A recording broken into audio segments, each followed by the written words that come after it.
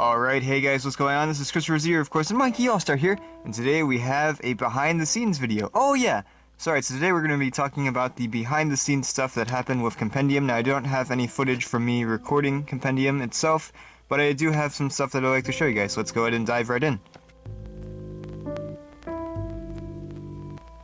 So here is how it all began. Now, in the beginning, I just started writing a bunch of ideas down on random scraps of paper, and yeah, so let's go ahead and look through these. So this is the very first one. We've got part 1. I think I wrote these all in order, I think.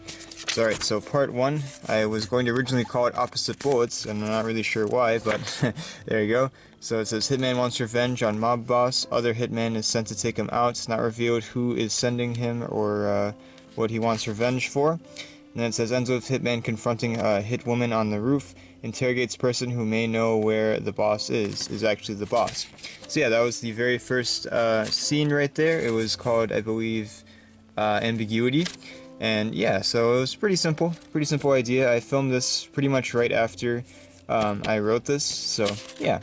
That was fun, filming that. It was the very first thing that I filmed. I filmed everything in order. Even though everything is out of order, the order that it is in the video is how I filmed it, so yeah. Alright, let's see what else we got here.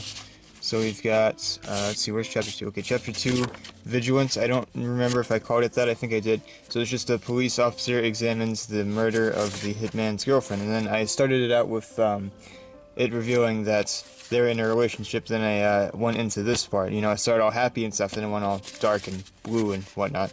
And this right here, I think this is, I don't remember which one this is, but if you remember, if you've seen the video, every time one of the hitmen, or hitwoman in this case, gets a call, they answer with a number, and each number is different for each hitman. And basically what I did was I looked at old nursery rhymes, old English nursery rhymes, and then as the start of it, the start of the message, and then the hitman has to respond with a number, which is actually, the number is part of the poem. It's like the next line, like one of the words in the next line, but it's written out in numbers. So yeah, there you go.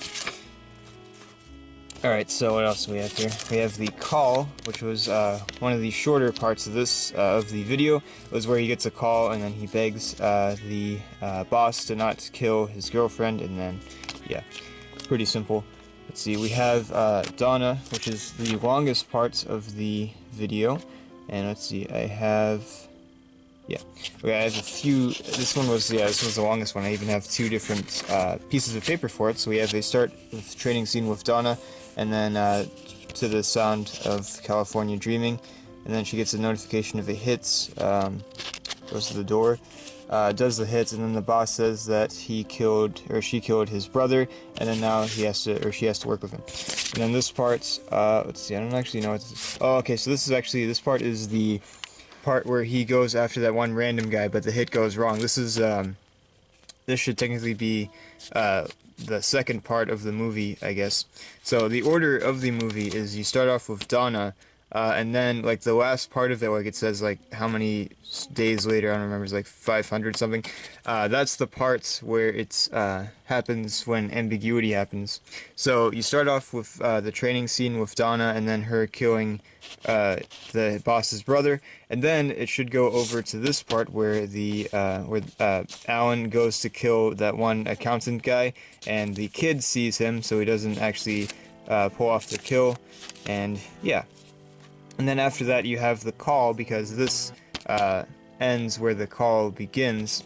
So, and then after that you have, I guess, well, technically the parts where he's hanging out with his girlfriend, that technically takes place in between Donna and then the hit. So then after that, in that sequence there, you have the part where the boss kills his girlfriend. So that takes place after the call. And then of course, after he kills her, then you have the parts where the movie actually begins, is where ambiguity is, where he goes to the boss's house, which he doesn't know this is the boss's house, and he gets the hitman, or he gets the guy there, and he interrogates him, and of course Donna comes, and yeah. So then, the final chapter, it's actually, yeah, I have a little more on Chapter 3 and Chapter 4, it's not really too in-depth there. Yeah, I don't know what this is. Okay, and then the last piece of paper we have here is this. Is the final chapter. It's called MacGuffin. It reveals everything. So one of the answers to one of the phrases is, or poems, whatever, is garden. So as you see here, I've written it out and I wrote out the numbers that correspond to garden. So yeah, I believe that's the Mary Mary Quite Contrary one. Okay, so yeah, this one reveals everything. So you have the part where it shows that the police officer actually survives. He just sent off a warning shot, and he gets him to work for him, which will probably come up later in the future. And you also have the parts where it shows that Donna doesn't indeed kill Alan, and she tells him where the boss is. And then, of course, you have the final confrontation with Alan and the hitman, or the boss, sorry. And I actually didn't reveal if he survived or not. You know, that ending where he's, where it's all of a sudden color and everything's all bright and stuff. Yeah, I didn't reveal whether he actually killed the hitman, or the boss, sorry, or if the boss killed him.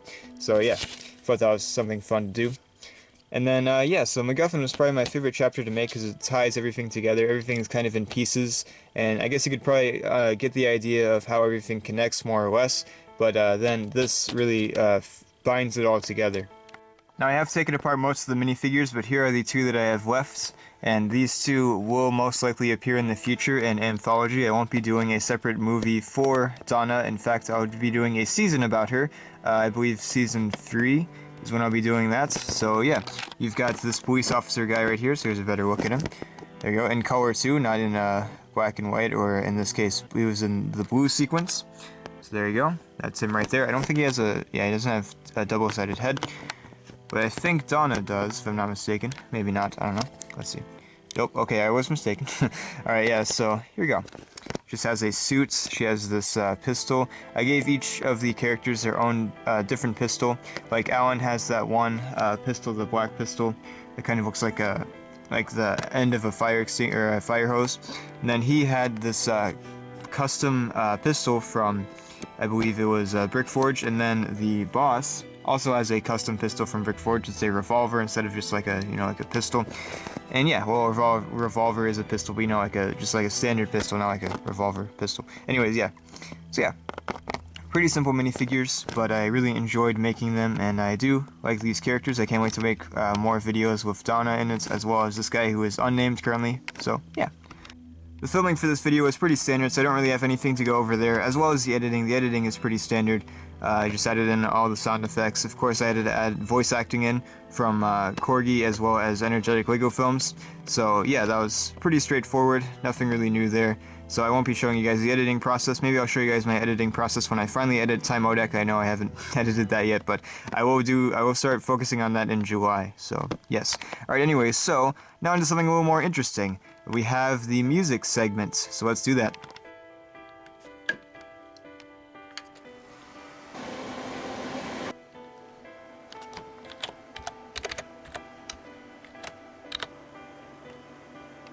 Alright, here we go, so on to the music. Alright, so here we go, we have the first theme that you hear. Well, actually not the first theme that you hear. This is the second theme that you hear, which is the main theme for Compendium 1, also known as, of course, Ambiguity. So alright, here we go. So I didn't actually write this. My friend and guitar instructor, Josh, wrote this. So I did assemble it, though. I messed around with everything. And I added some more instruments, like I added the drums wherever they are. Okay, right here. And I also added the saxophone, I believe. But he did, like, the main melody and stuff. So alright, so here we go. Let's just take a little listen real quick.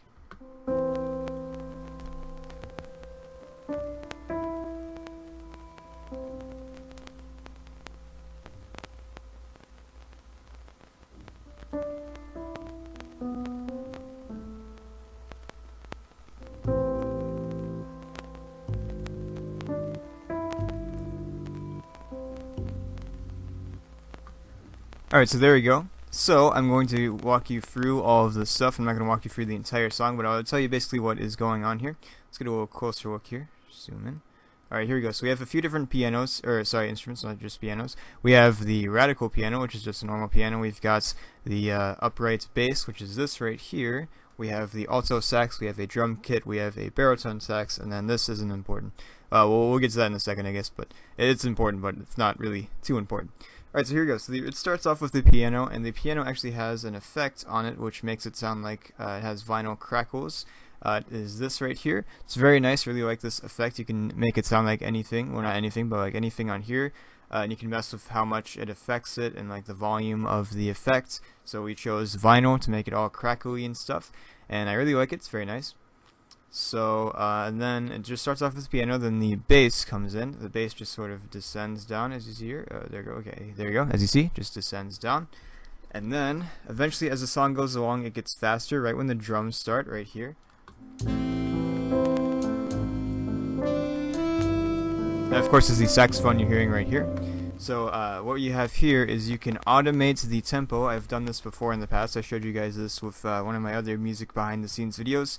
I did this with We Bandits 3. I did that soundtrack. So it gradually goes up. It starts off at 600, or sorry, 60, not 600. That'd be really fast. It starts off at 60, and then eventually it starts going up. It increases to 70 here. And then it goes up even more. See, that's let's see here. Show me what it is. It goes up to about 84. And then I think the fastest is right here. Let's see how fast does this go. It goes up to about 90. Actually, it does increase over here. Let's see. So you have this part right here. This part gets a little faster.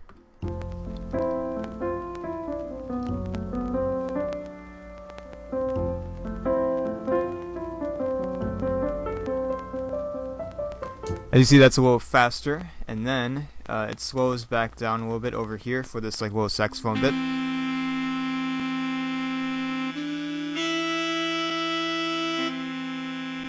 And then it starts speeding up at the end of it. Listen to that. Right here. As you see, we're at 121. It gets, I think it actually goes faster at the key change. No, actually, no, that's the key change.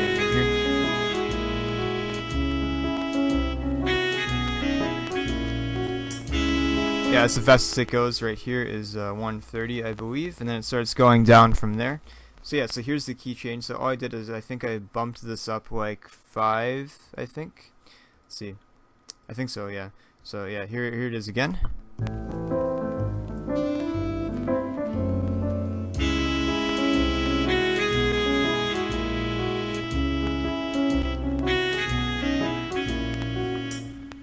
And I also added a little tambourine hit there, as you can hear. And then eventually it starts going back down to normal, and then it ends right here, like this. There's a brief pause, and then...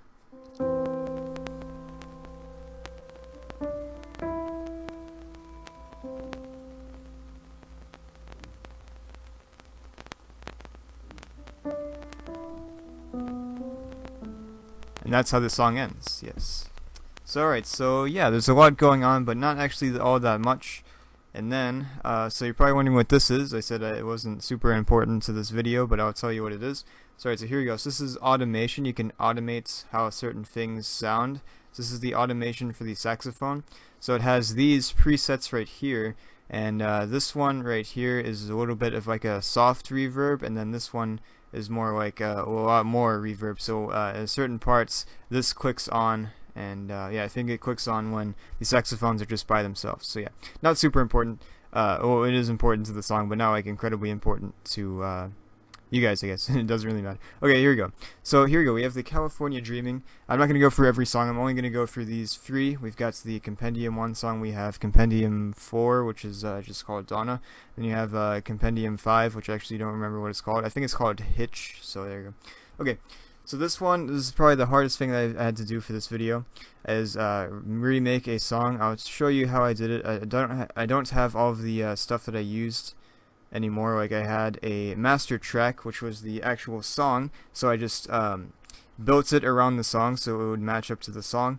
And then I also had this other track, which is just the drums. I got this drum cover online, downloaded it, and put it in here so I could listen, so I could hear the drums better. And alright. So here we go. So, let's see, we've got the intro guitar here, which just sounds like this.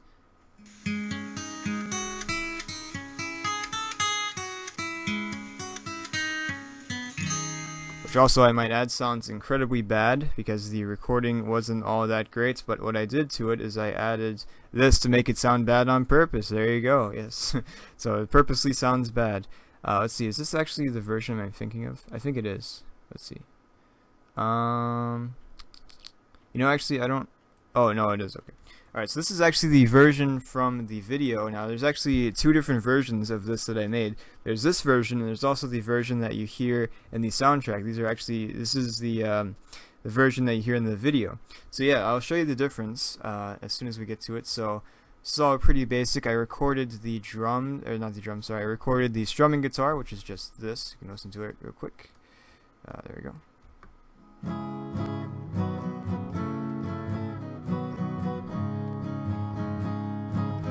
So yeah, I recorded that myself. I didn't actually use a computer for that. And then, let's see, I'll show you the effects real quick if you want to see it. All I did was add some reverb to it to make it sound a little better. And then, we also have the bass, which I think I probably just added a little reverb to make it sound better too. I recorded this as well. This is the last thing that I recorded, I believe. Last thing that I worked on besides, actually no, it's not true. The solo is the last thing I worked on. Here we go.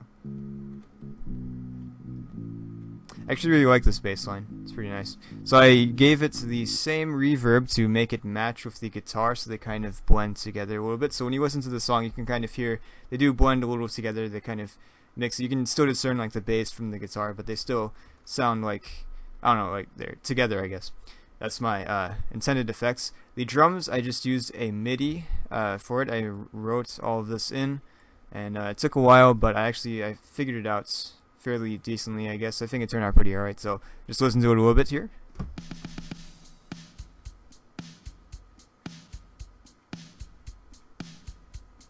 So there you go. Pretty simple. It does do little different things here and there, like the chorus. It's the chorus right there.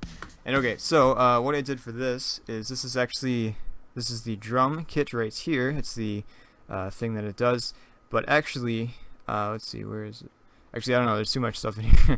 I can't quite tell where it is. But so this is all of this is set to one effect, except for the kick, which is actually set to another effect to make it sound more realistic. So yeah, like there's one effect to it. I don't know exactly what it's called, the effect that I chose for the drum kit. But then the kick is routed to another effect, if that makes any sense. So yeah, it's probably be better to show, but actually I have no idea where the other effect went. So yeah. And then let's see what else we have here. So I think that's actually it. Let's go to the flute real quick. The flute solo, aka just a guitar solo, which I do admit I didn't get perfectly, but I just had enough. I just like, all right, it'll be fine. I played this on the electric guitar, by the way, so if you're wondering.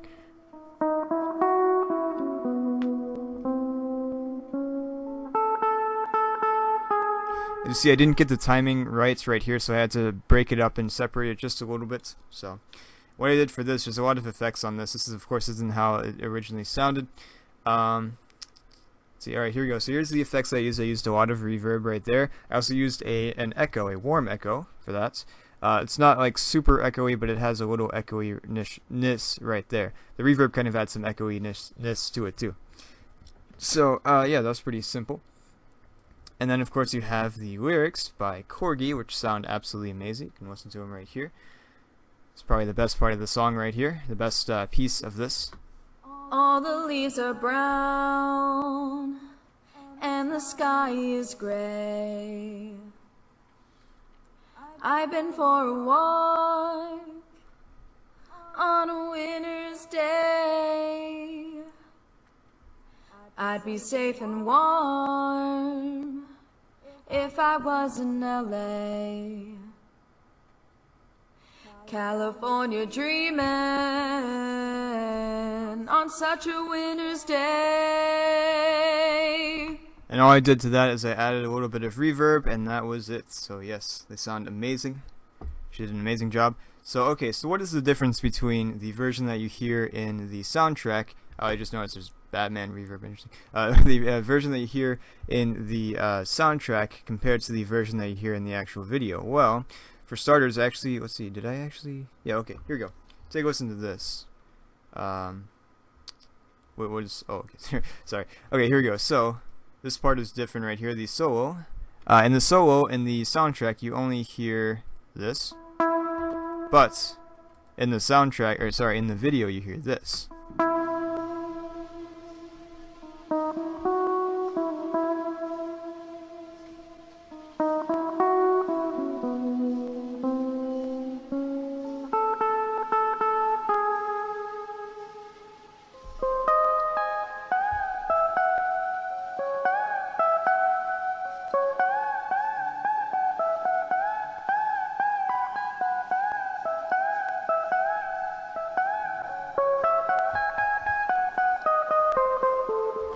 Alright, so it's a subtle difference, but what you're hearing is the original song over the guitar parts. So what I did is I pretty much just messed up the song.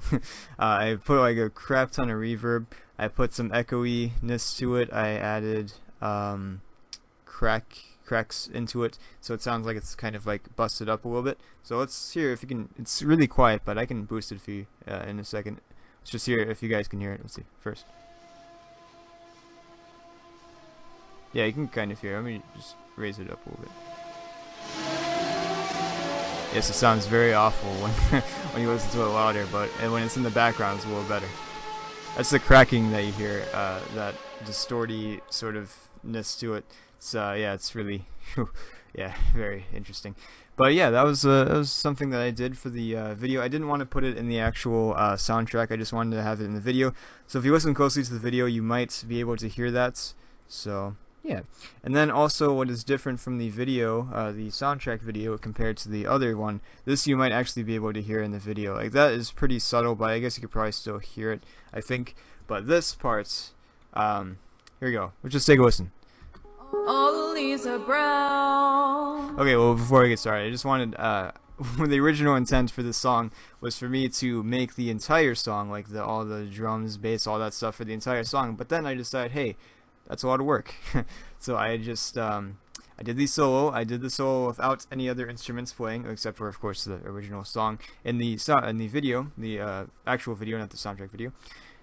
And yeah, so I thought that was, you know, a little eerie, you know, kind of. I thought that would be good. And then it's just basically just her alone. I thought that would be interesting, so I just went with it. So yeah, it was basically me being lazy, but I also thought it worked out pretty alright. So here we go. So let's listen to this. You'll notice there's a lot of different random stuff here. There's like this, just like little subtle stuff, like some scratches and stuff like that, radio tuning and whatnot. So just listen. All the leaves are brown, and the sky is gray. I've been for a walk on a winter's day. If I didn't tell her, I could leave today. California dreaming on such a winter's day. On such a winter's day. On such a winter's day.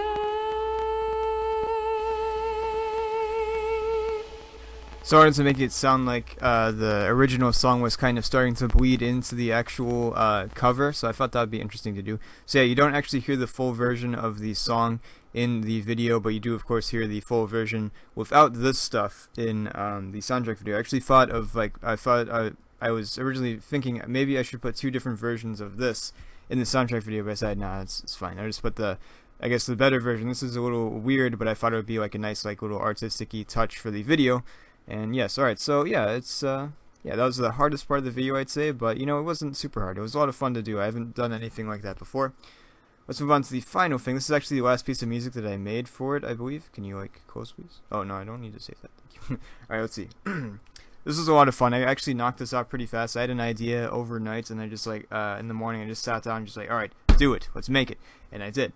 So yeah, this is a lot of fun to make. It's actually a pretty darn simple song, but it's just yeah, I don't know, it just spreads out and makes it seem maybe it's a little more complex. It's not really that, I know it's not really that complex. It's the, I call it Cascade. It's from Compendium 5, which is the parts where he goes after the accountant guy. So alright, so let's just listen to it real quick. Just not all of it. This is actually the longest song in the video. It's like 5 minutes long. It takes up the entire last half of the, well, not last half, the last I don't know, like quarter or maybe even like third of the video, the soundtrack video. So here we go. Just take a little listen to it.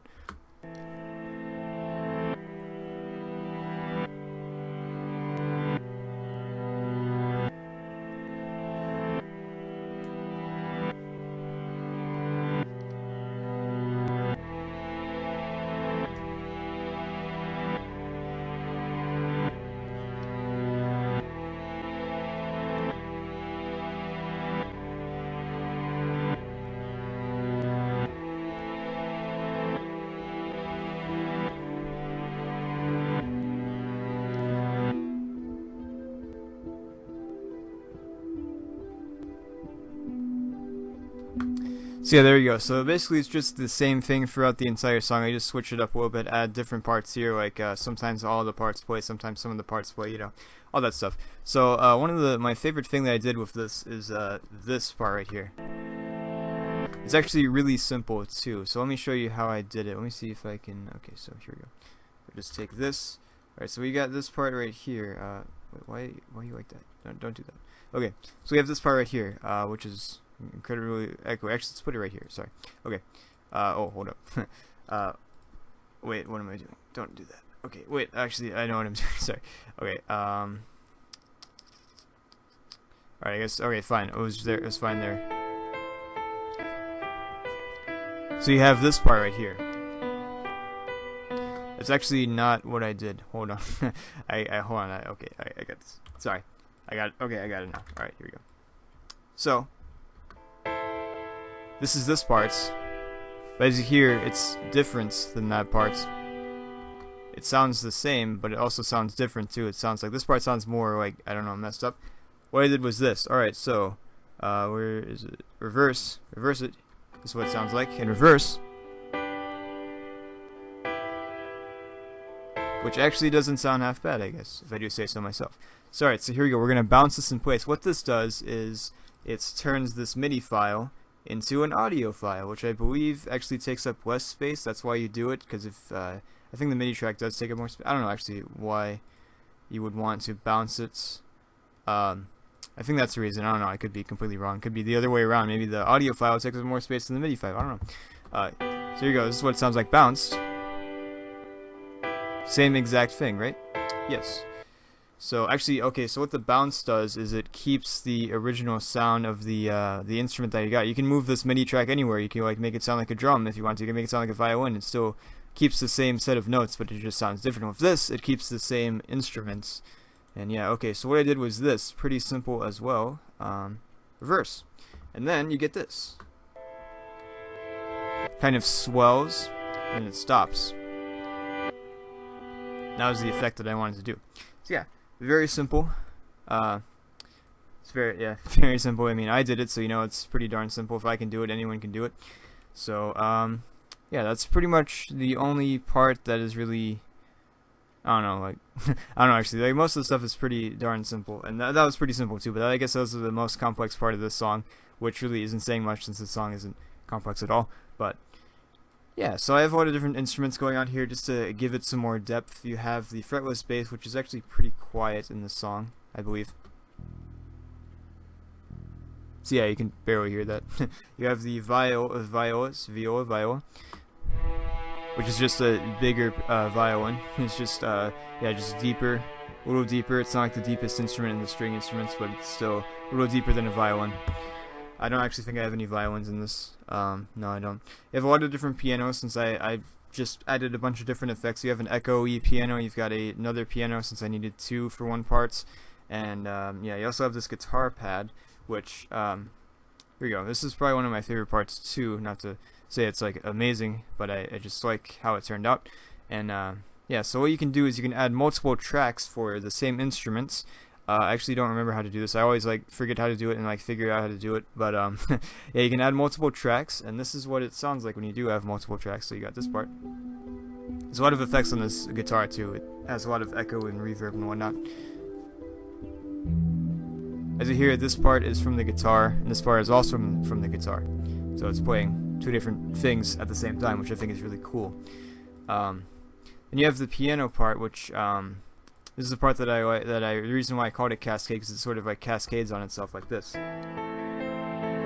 Sorry, not this part. As you hear, you have the same part being played twice, but it's off from each other. And then I also do that again, but it's a lot slower. This is where I mess with the tempo right here. I slow it down a lot. At first it was like 70, I guess, which is, I guess it was 70, okay. And then I have this part right here, which slows down. So you can hear the cascade better, where it's like, you have the two separates, they're off just a little bit. I think like, actually I don't even know how off they are, like barely off. But it makes this effect that I really enjoyed making. It's probably my favorite part of the song right here, where it just slows down. So yeah, this is a very simple song though. It didn't actually take that long for me to make. Like, this is all basically just the same thing over and over again. Like, you have the main chords here, which I actually do not remember what they are, nor do I care to look and see what they are. You have like this part, which is just an arpeggio of the chords. Looks like that's what is that, A minor? Let's see, no, that is E minor. Okay, sorry. Yeah, you have just an arpeggio. You also have the bass line or viola parts that goes down, which is just like hits the root notes of the chord. It just goes down. Well, not this part, I guess, but okay. Yeah, just goes down, descends, and then yeah, that's basically it. It's just all a bunch of arpeggios and chords and this reverse stuff. I just messed that up completely. That's cool. It's fine. I don't have to save this. But yeah, so yeah, overall pretty simple. The music wasn't too complex. It was a lot of fun to make. I've really made stuff like this, and I wanted to make this have a similar feel to the first song in Compendium, or sorry, yeah, the first song in Compendium. I have Anthology on the mind right now too, so I sometimes get those two mixed up for a second. But yeah, so it has, I guess, a similar feel. Like, the other one is more jazzy and stuff, but I wanted to have like the same like piano, like rooting it all together, because of course the piano is the main part on the other one, even though the saxophone kind of takes over a little bit, but in the end it's still the piano. And yeah, and I'll be doing some stuff similar to this in Anthology. It's going to have a similar sounding soundtrack, at least for the first season, and probably the second season, and maybe the third season, okay. But the fourth season I'm going to be doing it in the 80s, so we'll have a little bit of more of an 80s soundtrack. That'll be fun. Anyways, guys, thank you for watching. I hope you enjoyed this video. I hope you guys maybe possibly learned something if you wanted to. Anyways, guys, I'll see you guys next time. Bye-bye!